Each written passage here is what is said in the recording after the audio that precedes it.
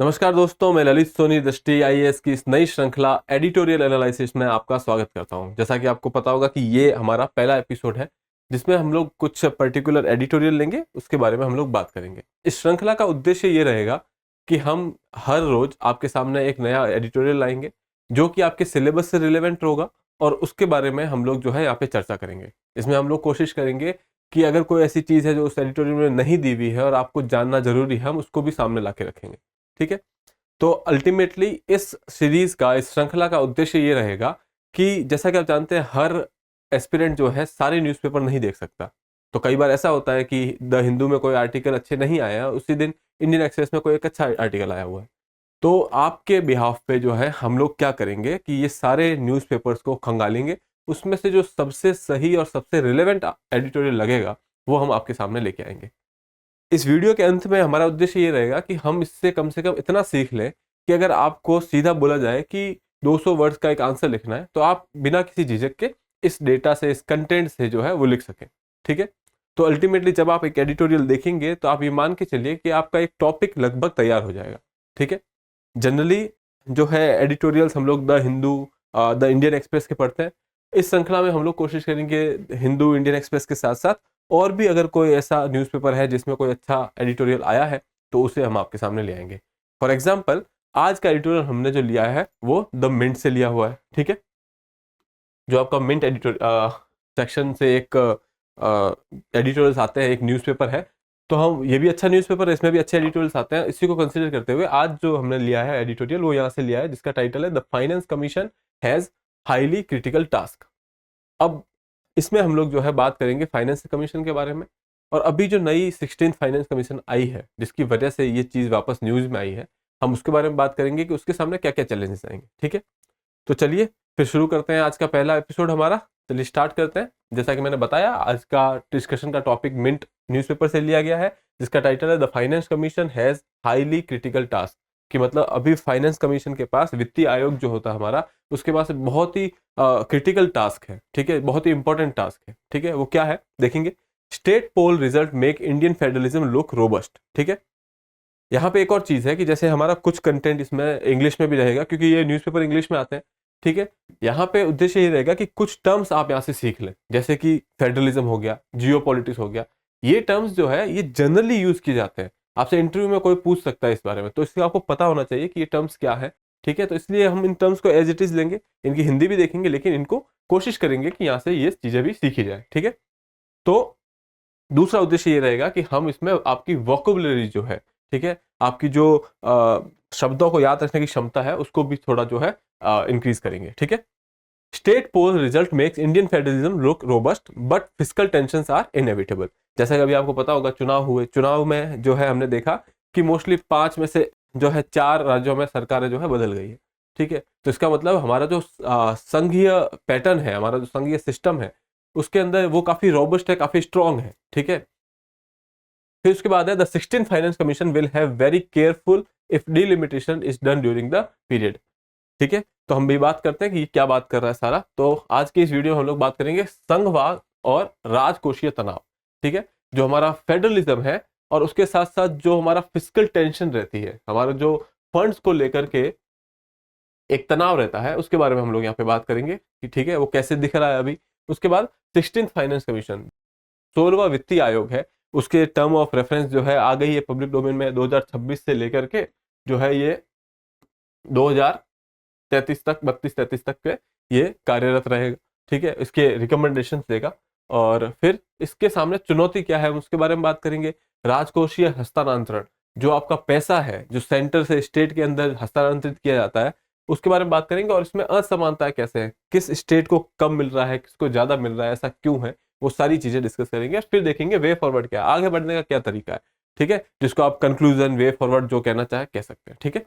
चलिए तो स्टार्ट करते हैं। पहला चीज, फेडरलिज्म और फिस्कल टेंशन, संघवाद और वित्तीय तनाव जो है। संघवाद तो आप जानते होंगे, भारत जो है एक संघीय प्रणाली को फॉलो करता है। ठीक है। जहां पे बहुत सारे स्टेट्स हैं वो साथ मिलकर के, उनकी अपनी अपनी गवर्नमेंट्स हैं और एक सेंट्रलाइज गवर्नमेंट है यूनियन के अंदर। ठीक है। और दूसरा है राजकोषीय तनाव। अब यहाँ पे बात होती है कि जब भी हम बात करते हैं पैसा खर्च करने की, सरकार के पास पैसा कहाँ से आएगा, तो सरकार टैक्स से पैसा लेती है। अब ये टैक्स है जो सेंट्रल गवर्नमेंट भी लेती है, स्टेट गवर्नमेंट भी लेती है। तो जो सेंट्रल गवर्नमेंट टैक्स लेती है उसको राज्यों में कैसे बांटा जाएगा, ठीक है, सेंटर और स्टेट्स के बीच में कैसे, जो केंद्रीय सरकार है और जो राज्य सरकार है उनके बीच में कैसे बांटेंगे, और फिर उन राज्यों के बीच में कैसे बांटेंगे, ठीक है, ये काम जो है आपका है फाइनेंस कमीशन का। और अभी देखने को मिलता है, जब भी हम देखेंगे एक स्टेट में जो है हमेशा फंड्स की कमी तो लगी रहती है, क्योंकि देखिए काम करने के लिए बहुत सारा है। वेलफेयर स्टेट की बात करें, अगर हम लोग सामाजिक जो हमारी डेवलपमेंट वगैरह है उसके बारे में बात करें, तो भी काम बहुत सारा है और पैसा कम है, तो एक तनाव तो बना रहता है, ठीक है। अभी रिसेंटली जैसे मैंने बताया आपको, अगर इलेक्टोरल लेंस से देखें, अगर हम चुनावी प्रक्रिया के हिसाब से देखें, तो हम काफी मजबूत हैं, ठीक है। वो मजबूत कैसे है कि अभी आपने देखा होगा कि अभी 5 राज्यों में चुनाव हुए, उसमें से 4 की सरकार बदल गई। तो मतलब ऐसा है कि लोग अपनी सरकार चूज कर रहे हैं, बदल रहे हैं, सब कुछ है, ठीक है। तो एक तो है अगर इस पैमाने पे देखें तो हम काफी मजबूत हैं। लेकिन जब हम बात करते हैं फिजिकली स्पीकिंग, वित्तीय पैमाने पे अगर बात कर रहे हैं, तो वहां पे टेंशन है, ठीक है। चलिए कैसी टेंशन है उसके बारे में भी हम आगे बात करेंगे।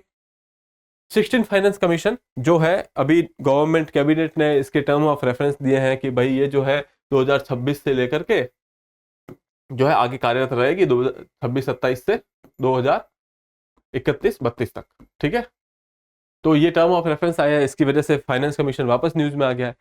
तो यहाँ पे इनका टफ जॉब इसलिए रहेगा कि जब भी फाइनेंस कमीशन कोई आती है या वित्तीय आयोग आता है, तो उसके आसपास कोई ना कोई इकोनॉमिक आर्थिक सुधार हो रहा हो, या फिर कोई आर्थिक चेंज हो रहा हो, कोई शिफ्ट हो रहा हो, तो वो देखने को मिलता है। उसकी वजह से उनको कुछ चैलेंजेस फेस करने पड़ते हैं। जैसे जब 15वां वित्तीय आयोग आया था, ठीक है, 15th फाइनेंस कमीशन जब आया था, तो आपको पता होगा उस टाइम पे जीएसटी लॉन्च किया गया था 2017 में। जीएसटी के जो प्रभाव थे उसको ध्यान में रखते हुए इस आयोग को अपनी रिकमेंडेशन देनी थी, ठीक है। और वैसा ही अब होगा 16 फाइनेंस कमीशन में, अगर डिलिमिटेशन स्टार्ट हो जाता है बीच में, ठीक है। वो सब देखेंगे कि क्या इशू होगा, कैसे नहीं होगा। अब वित्तीय आयोग के बारे में थोड़ी सी बात कर ले। वित्तीय आयोग जो है या फाइनेंस कमीशन जो है, संविधान के अनुच्छेद 280 आर्टिकल 280 के तहत जो है इसका गठन किया जाता है, 5 वर्षों के लिए किया जाता है। और ये एक संविधानिक निकाय है, क्योंकि इसका मेंशन जो है संविधान में किया गया, इसलिए ये कॉन्स्टिट्यूशनल बॉडी है, ठीक है, या फिर आप कह सकते हैं संवैधानिक निकाय है,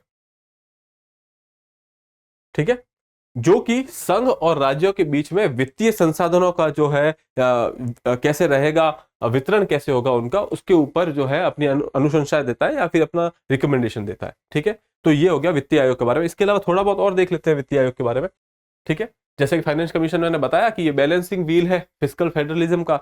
जो अगर वित्तीय संघात्मक जो हमारी संरचना है, जो हमारा संघ है, संघीय सिस्टम में अगर हम बात कर रहे हैं फाइनेंस को लेकर के, वित्त को लेकर के, तो उसको बैलेंस करने का काम फाइनेंस कमीशन का होता है, ठीक है। आर्टिकल 280 अनुच्छेद 280 के तहत इसका गठन किया जाता है।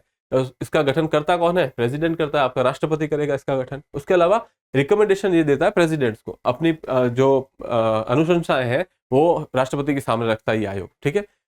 जनरली ये बात करता है कि कैसे जो टैक्स होगा उसका वितरण कैसे किया जाएगा सेंटर और राज्यों के बीच में और राज्यों के आपस में, ठीक है। इसके अलावा अगर प्रेसिडेंट इसको बोलता है कि भाई इस पर्टिकुलर फाइनेंस के मैटर पे हमको आपकी सलाह चाहिए, तो उसमें भी ये अपनी वित्तीय जो भी मैटर होगा उसमें ये अपनी सलाह देते हैं, ठीक है। तो ये दूसरी चीज हो गई। अगर हम पहले वित्तीय आयोग की बात करें तो 1952 से 1957 में इनकी रिकमेंडेशन लगाई गई थी, और केसी नियोगी के अंडर में ये आयोग था, ठीक है। इनके चेयरमैन जो थे केसी नियोगी थे। उसके बाद जो है, अगर हम अभी करंट वाले की बात करें, जो 15वां अभी चल रहा है, ठीक है, वो 2021 से 2026 तक के लिए बनाया गया, और एन के सिंह जो है वो इसके चेयरमैन रहे हैं, ठीक है। जनरली इसमें ये होता है कि एक चेयरमैन रहेगा और उसके साथ 4 दूसरे मेंबर्स रहेंगे, ठीक है। तो ये हो गया बात वित्तीय आयोग के बारे में, ठीक है। आप एक बार इसको देख लीजिएगा, पढ़ लीजिएगा। फिर आ जाती है डिलिमिटेशन एक्सरसाइज या फिर परिसीमन का अभ्यास, ठीक है। परिसीमन मतलब जैसे आपके जो कॉन्स्टिट्यूएंसीज होती हैं, चुनाव क्षेत्र जो होते हैं, उनका निर्धारण कैसे किया जाता है। और भारत में जो है उन चुनाव क्षेत्रों का निर्धारण जो है जनरली जनसंख्या के आधार पर किया जाता है, और भी कुछ चीजें होती है, लेकिन अमूमन तौर पर जनसंख्या को देखते हुए उसका जो है निर्धारण करते हैं, और इस तरीके से करते हैं कि लगभग समान रिप्रेजेंटेशन मिले, ठीक है। तो यहाँ पे देखिए, परिसीमन अभ्यास के साथ संभावित ओवरलैप। अभी जो नई फाइनेंस कमीशन है, जैसा कि मैंने बताया, पहले वाली फाइनेंस कमीशन जीएसटी के साथ ओवरलैप कर गई थी। इस वाली के लिए जो नया चुनौती रहेगी वो ये रहेगी, 16 फाइनेंस कमीशन का जो टाइमलाइन है वो शायद इस परिसीमन अभ्यास के बीच में आ सकता है, ठीक है। तो ये एक चीज संभावित हो सकती है, जिसकी वजह से बहुत सारा इशू क्रिएट हो सकते हैं। क्योंकि क्या है कि जब परिसीमन होगा तो सीटों का जो है पुनः आवंटन होगा, जिसकी वजह से जो राज्य है उनके बीच में असंतोष पैदा हो सकता है। ठीक, कैसे होगा वो भी देख लेंगे हम लोग, लेकिन इसकी वजह से फाइनेंस कमीशन का जो काम है वो काफी चुनौतीपूर्ण हो जाएगा। ठीक है, अब हम लोग थोड़ी सी बात कर लेते हैं परिसीमन अभ्यास के बारे में। राज्य में विधानसभा और लोकसभा के चुनावों के लिए निर्वाचन क्षेत्र की सीमाओं का निर्धारण करना, कि आपका कॉन्स्टिट्यूएंसी कौन सा होगा, इसके अंदर कितने मेंबर्स जो लोग होंगे और किस एरिया के अंदर जैसे मान लीजिए वो कॉन्स्टिट्यूएंसी बनेगी। ठीक है, तो वो अभ्यास जो होगा वो आपका परिसीमन अभ्यास कहा जाता है। और ये जनसंख्या के आधार पर प्रत्येक वर्ग के नागरिकों को प्रतिनिधित्व का अवसर प्रदान किया जाना चाहिए। तो यहाँ पे जैसे मैंने बताया आपको जनसंख्या के आधार पर। ठीक है, तो इसमें हमारा उद्देश्य ये रहता है कि सबको समान रिप्रेजेंटेशन मिले, समान प्रतिनिधित्व मिले। ठीक है, आधार क्या रहेगा, आपका जनसंख्या रहेगा। और ऐसा क्यों है, ऐसा इसलिए है कि भौगोलिक क्षेत्रों का जो है उचित विभाजन हो, ताकि किसी भी एक राजनीतिक दल को कोई फायदा ना हो उस चीज से। ठीक है, ऐसा ना हो कि हम जो चुनाव क्षेत्र कुछ इस तरीके से बना लिया जाए जिसकी वजह से कोई एक पार्टी का ही फायदा हो रहा हो। ठीक है, तो उस बात को ध्यान में रखने के लिए ये परिसीमन की एक्सरसाइज की जाती है। एक वोट एक मूल्य का जो सिद्धांत है उसका पालन करते हुए, उसको ध्यान में रखते हुए परिसीमन की ये जो है चीज की जाती है। इसके लिए जो है परिसीमन आयोग बनाया जाता है, डिलिमिटेशन कमीशन बनाई जाती है। ठीक है, 2001 में जो है अटल बिहारी वाजपेयी के टाइम पे ये कहा गया था कि जो अगला परिसीमन आयोग बनेगा वो 2026 के बाद बनेगा, और 26 के बाद जो भी पहली जनसंख्या जो होगी, ठीक है, जो पहला सेंसस होगा उस सेंसस के आधार पे जो है ये परिसीमन की एक्सरसाइज की जाएगी, ये अभ्यास किया जाएगा। ठीक है, तो अभी यहाँ पे चुनौतीपूर्ण कार्य इसलिए हो जाता है कि 2026 में जब हम देखें, अगर आप देखिए कि 2026 में जो है अगला सेंसस जो होगा 2031 में होगा। ठीक है, लेकिन तब तक तो कोई दिक्कत नहीं है कि अगर हम 2031 वाला सेंसस ले रहे हैं। ठीक है, लेकिन दिक्कत यह है कि 2021 का जो सेंसस है वो डिले हो गया था। वो डिले होने की वजह से हो सकता है कि ये सेंसस जो है 2025, 26, 27 में पूरा हो।